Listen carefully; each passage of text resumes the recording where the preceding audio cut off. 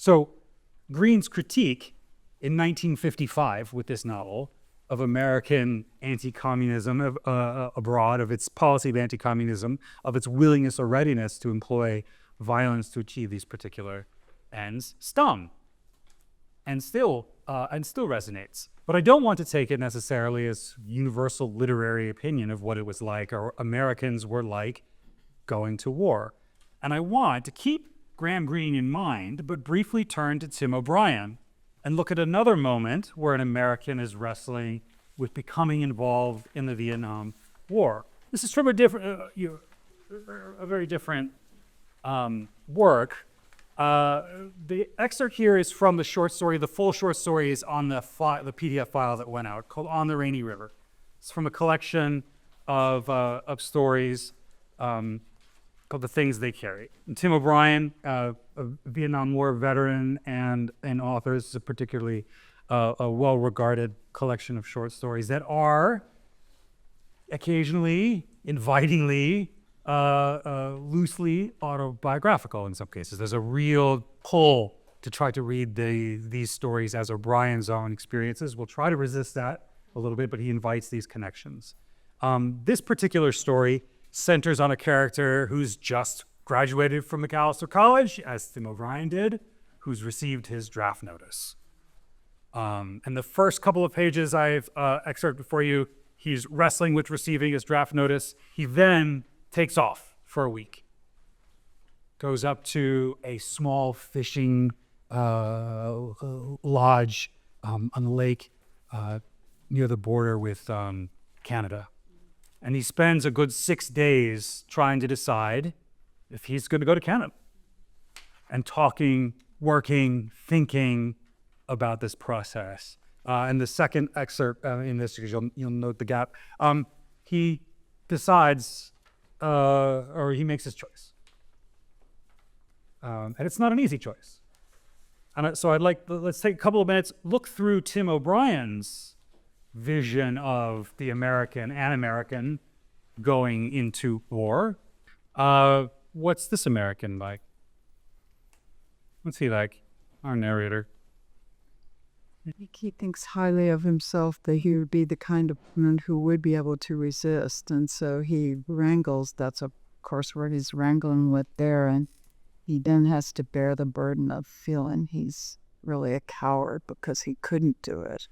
But what was interesting was his interlocutor, who is this wonderful Scandinavian person, who hardly said anything, still so much more supportive of whatever choice he made. I thought he's a much different character when Greene offers up.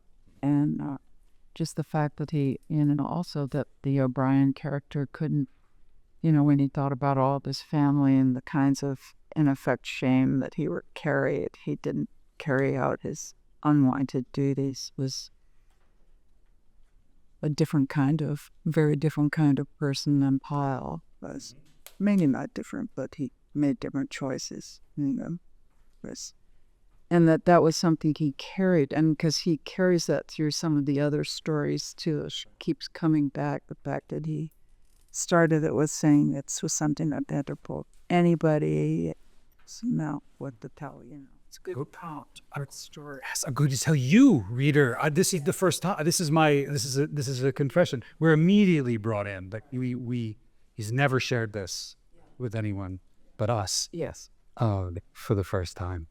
Part because when we contrast him with Pyle, who has this, I am bringing democracy to the world. You're welcome, right? Sort of these and I tongue in cheek, but these are his these very lofty ambitions, and they're kind of global in scale, or massive in scope. And O'Brien's narrator is worried about his friends and his family back home, and his position in his own place, and it's very intensely personal, I think.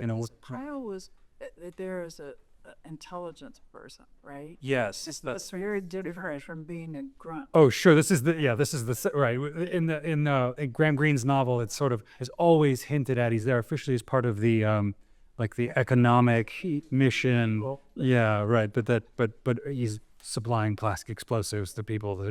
So we don't quite know where he works for. It's not the OSS anymore. It's something else, they said. Yeah, well, I think Greene is portraying Americans to be that. But also, besides personal, O'Brien talks about his moral confusion. He always hoped he'd be the one with courage. He was saving it up. But at the bottom of 38 and 39, it describes why he hates the war. It seems to him that the war has to have a just cause.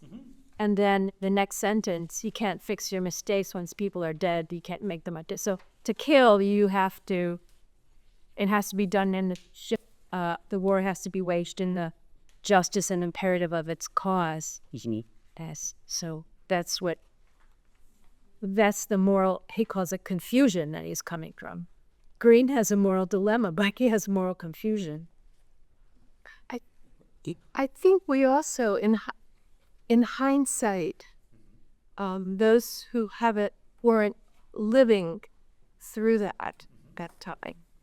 We forget how horrible it was for somebody to be a draft dodger, and the hatred that people would view this person who fled to Canada. Over the years, as things uncovered about them, exposed themselves about the war, opinions changed. But at that time, it was a horrible thing to do, and one was filled with shame to go. This is perhaps part of the opening lines of this feeling, right, of this short story. And I love that too when you said time, just because it's 1968 in the short story, it's 1990 when you read it, reader, for the first time when it's published, versus now when we're still reflecting on how attitudes towards this kind of behavior, where a choice might change. Yeah. I think it's also the evolution you see in the two readings. That's an evolution of America as how it's viewed. Of we were there for democracy, and it was a noble and ethical cause in Pyle's mind. Right. And then by the 1960s and being drafted, at that point, it was such a divisive topic of being involved in the war. And so that's kind of the evolution and the dilemma that O'Brien is of, like, I think it's a morally wrong war, but then going back to the pressures of society of, well, if I do this, he had always wanted to be the Lone Ranger and the hero of the story, but he felt he was a coward because he did go, because he felt it was wrong. And so it's just that overarching transition, I think, of the way it was viewed over from the 50s into the 60s. Yeah, I love that, and I think this is, for me, one of the things that I always wrestle with in this, because when we think about cowardice, we see O'Brien's character does go to war, and we believe at least that he experiences combat and he acquits himself perhaps with bravery. At least that seems to be the suggestion. He has tremendous physical courage, but he would label himself a coward. This feels there's a kind of contrary word here. Is he a moral coward? I don't know. I don't want to paint with with such a broad brush, like as the narrator does in this short story. But it's provocative in that way, in part because I think the word coward is at odds with what we would think he's a soldier. He's not a coward. He went to the war, even though he was perhaps uneasy about it. Why isn't that courageous? Well, maybe it also is, in a way.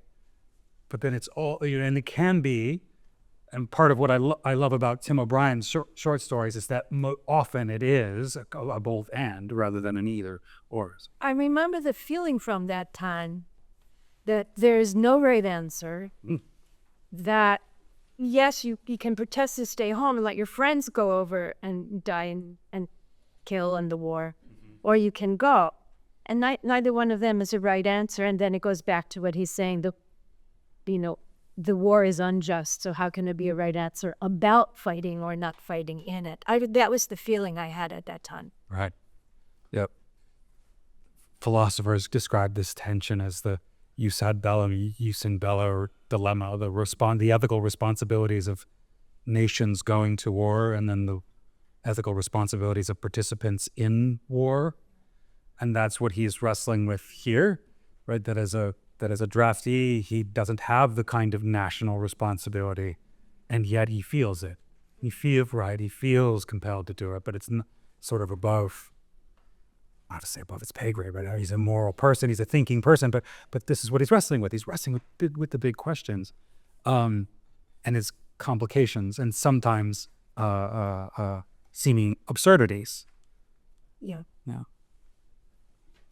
I think it's interesting that the way that the story is structured too is he's a real intellectual and he thinks and like Pyle, a lot of the war is kind of like an abstraction to him, although he recognizes it. He talks about that in his head.